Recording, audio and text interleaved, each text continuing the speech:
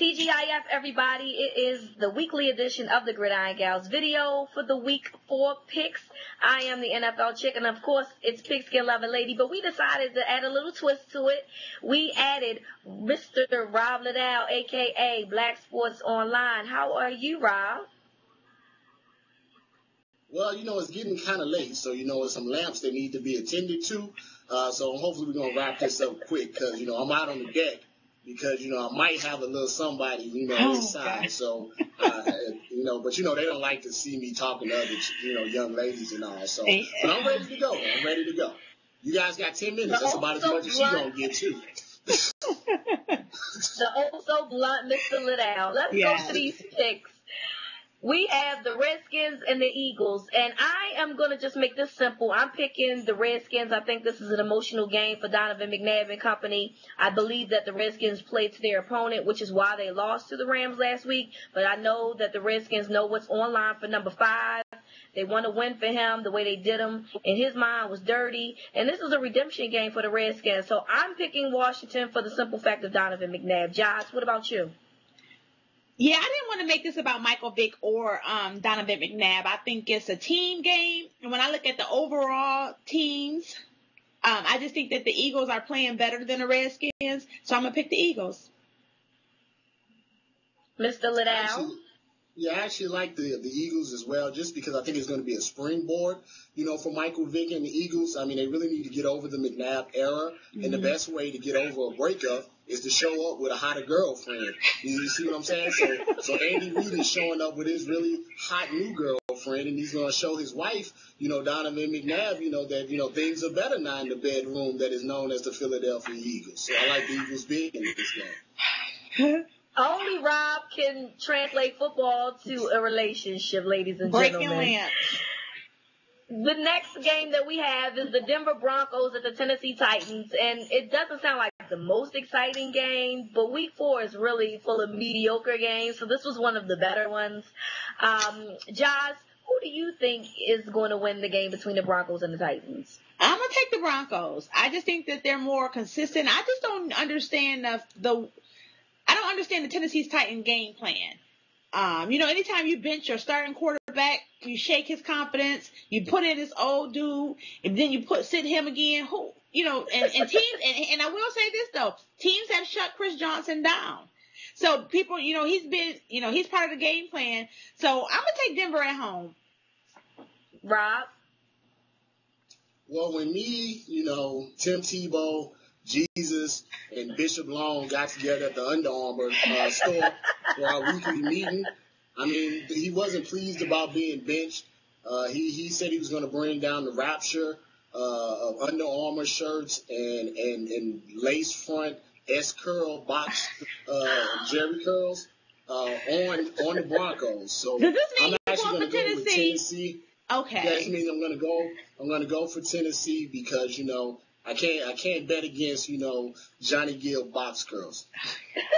I'm picking the Broncos. I don't care about Tim Tebow or Bishop Eddie Long's box curls. I think that the Broncos are playing better football, probably more consistent football than the Tennessee Titans. I'm with Josh. They keep benching VY, then they starting them. I don't know what's going on, and neither do they. So I'm picking the Broncos. Moving along. We have one of the top games of the week, the Baltimore Ravens at the Pittsburgh Steelers. Rob, who do you think is going to get the game this weekend? Well, I guess I should give you some actual NFL analysis since you don't seem to like, my other ways of picking games. In these type of situations, you always want to go with the team that's playing the best defense. And the Steelers are playing the best defense in the league, currently. The thing about the Ravens is they seem to still be a little disjointed as far as the type of offensive team that they're going to be and then, what type of defensive team they're going to be because of the injuries, the new players, and everything. So I think Pittsburgh is coming in with the right mindset and is all together. So I actually think that the Steelers are going to win this one. It's going to be close like all of their games, but at the end of the day, Reverend Ray will be, complaining about something. It's pump. Jocelyn. He said it. What he said first about the defenses, I think that's why you can rule them out. Both defenses are going to be ready to play this game. So that's not where, to me, you got to look at who will determine the win. I like the offenses. Up until last week, the Steelers wasn't scoring any points. Their defense was keeping them in the game. Whereas Baltimore got the ability to score a lot of points. And that's why I want to take them. I believe in Flacco this week. So I'll take the Ravens. Flacco. I'm taking the Ravens. I'm taking the Ravens not as a homer pick, but because I think that the Ravens are looking for a statement game. I think this is the statement game. I think when statistics go out the window when you play division rivals like this game, they want to beat the Steelers because right now they lead the division. And I think that, that is going to be enough for them to try and win this game. I think it'll be close, like Rob said, but in the end, I do think that the Ravens can pull it off. So I'm going to go ahead and I'm going to pick the Steelers. The next game we have is the Ravens. I'm sorry, the Ravens. I'm sorry, I'm tripping. I'm picking my team, the Ravens. I was moving on to the next game. So, excuse me, the Ravens. The next game is the Chicago Bears at the New York Giants. And despite how bad the Giants have played, I don't believe in the Chicago Bears yet. I'm sorry. I know you're 3-0. I don't care. I'm picking the Giants. They're at home. They want to try to help Tom Coughlin keep his job. I'm picking the Giants. What about you, Josh? No, I'm gonna pick the Bears, and this is why the Giants played horrible last week. I don't know their defense. We know they can play, but when you are 3-0 on offense, your defense gets tired.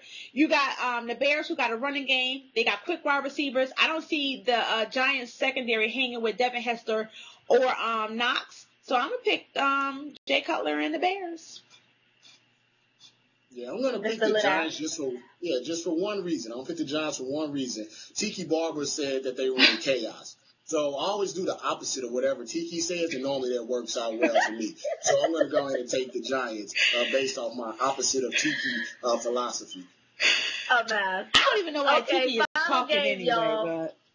Final game, New England at Miami. I'm picking New England. I'm not safe with picking New England. I just don't know what to expect from the secondary. Miami is better than I think most people would like to believe. But in the end, I think that New England pulls out a win out of this one. What about you, Rob?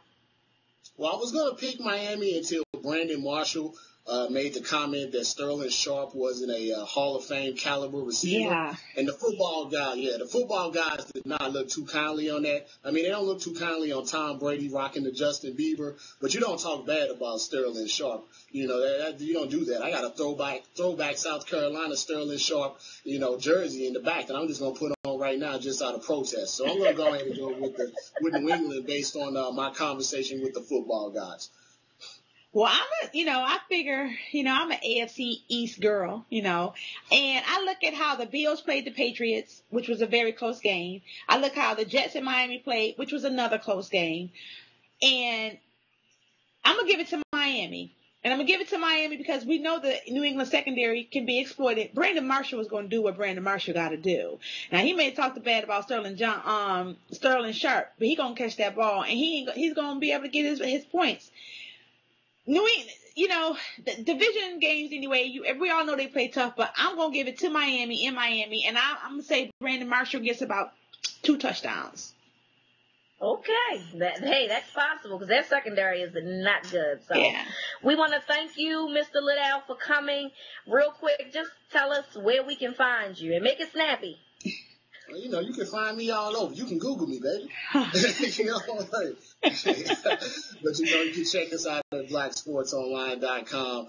You'll see me around on yardbarker.com, Washington Post League, TMZ Sports, on the radio, still trying to get Skip Bayless to invite me down for First and 10 so I can end his career.